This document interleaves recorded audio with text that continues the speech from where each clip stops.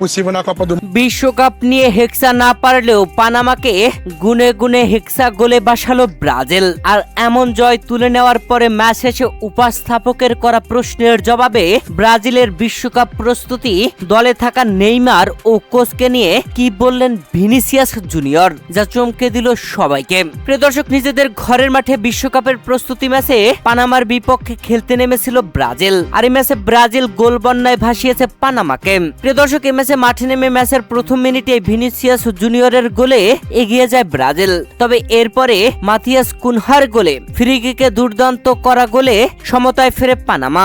খেলা জমে ওঠে, তবে ম্যাচের 38তম মিনিটে ভিনিসিয়াস জুনিয়রের দারুণ অ্যাসিস্টে হেড করে গোল আদায় করে নেন ক্যাসিমিরো। যদিও অফসাইড নিয়ে বিতর্ক হয়েছে, তবে শেষমেশ রেফারি গোলের সিদ্ধান্তই দেন। 2-1 ব্যবধানে এগিয়ে থেকে বিরতিতে যায় ব্রাজিল। আর বিরতি থেকে ফিরে এসেই মুহূর্তের মধ্যেই গোল বন্যায় ভাসিয়ে দেয় পানামাকে।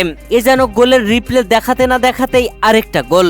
এমন পর্যায়ে চলে গিয়েছিল ব্রাজিলের খেলোয়াড়রা, যেখানে ম্যাচের 52তম মিনিটে রায়নের করা গোলে 3-1 ব্যবধানে এগিয়ে যায় ব্রাজিল। এরপরে লুকাস পাকেতার 59তম মিনিটে করা গোলে 4-1 ব্যবধানে এগিয়ে যায় ব্রাজিল। এরপরে ইগোর থিয়াগো ম্যাচের 62তম মিনিটে পেনাল্টিতে গোল আদায় করে ব্রাজিলকে 5-1 ব্যবধানে এগিয়ে নেন। তবে দানিলো 80তম মিনিটে আরেকটি গোল করেন। আর এই গোলের সুবাদেই ব্রাজিল 6-1 গোলের ব্যবধানে এগিয়ে যায়। এরপরে পানামা আরো একটি গোল পরিশোধ করে, যেখানে কার্লোস হেভিরে ম্যাচের 83তম মিনিটে দুর্দান্তভাবে গোল আদায় করে গোলের ব্যবধান কমিয়ে আনেন। শেষ পর্যন্ত খেলা শেষ হয় 6-2 গোলের ব্যবধানে। আর এই প্রস্তুতি ম্যাচে ব্রাজিল নিজেদের মধ্যে দুটি দল ভাগাভাগি হয়ে খেলতে নেমেছিল, যেখানে ম্যাচের প্রথমার্ধে যারা মাঠে ছিল তাদেরকে উঠিয়ে নিয়ে দ্বিতীয়ার্ধে নতুন প্লেয়ার নামানো হয়েছিল। এভাবেই দল সাজিয়ে বিশ্বকাপের প্রস্তুতি সেরে নিয়েছে সেলেসাওরা। আর এই ম্যাচে দুর্দান্তভাবে জয় তুলে নেওয়ার পরে ম্যাচ শেষে ম্যাচ উপস্থাপকের করা প্রশ্নের জবাবে ভিনিসিয়াস জুনিয়র বলেন, আমি বিশ্বাস করি আমাদের প্রস্তুতির জন্য এটি একটি ভালো ম্যাচ ছিল। আমাদের দুটি দল ছিল, একটি প্রথমার্ধে এবং আরেকটি দ্বিতীয়ার্ধে খেলেছে। তবে সবার লক্ষ্য একটাই ছিল, আমরা যেন বিশ্বকাপের জন্য নিজেদের সম্ভাব্য সেরা উপায়ে প্রস্তুত করতে পারি। আমার মনে হয় যে দুটি দলই মাঠে নেমেছিল তারা খুব ভালো করেছে।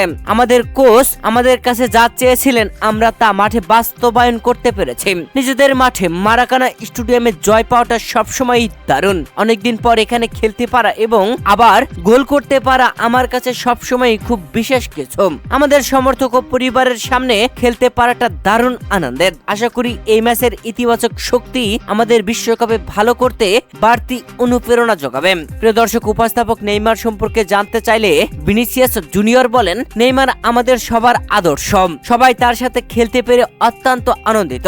আমাদের দলে এখন অনেক নতুন প্রজন্মের খেলোয়াড় রয়েছে, যাদের সবার কাছেই নেইমার সবচেয়ে বড় আইডল। তার সাথে প্রতিদিনের সময়গুলো আবার ভাগ করে নিতে পারাটা দারুণ একটা অভিজ্ঞতা। আমাদের সাথে আবার খেলতে পারার জন্য সে অনেক লড়াই করেছে, সবকিছুই করেছে। আমাদের দেশের মানুষের সাথে সে আবার খেলছে যেন সবার আরো কাছাকাছি থাকতে পারে। নেইমার এবং স্কোয়াডের বাকি সবাইকে সাথে নিয়ে আমরা বিশ্বকাপে একটি দুর্দান্ত পারফরম্যান্স উপহার দিতে চাই এবং আমাদের ইতিহাস বদলে দিতে চাই।